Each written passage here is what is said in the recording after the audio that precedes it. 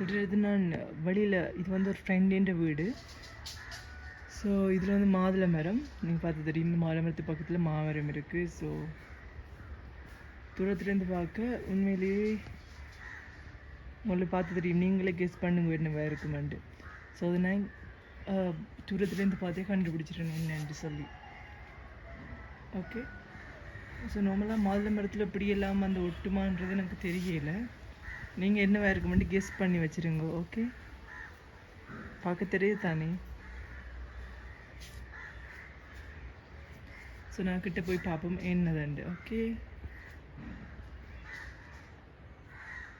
So இப்போ guess பண்ணியிருப்பீங்கன்னு நினைக்கிறேன். ஸோ கெஸ் பண்ணிட்டீங்க. ஓகே, என்னண்டு இப்போ கெஸ் பண்ணியிருப்பீங்கன்னு நினைக்கிறேன்.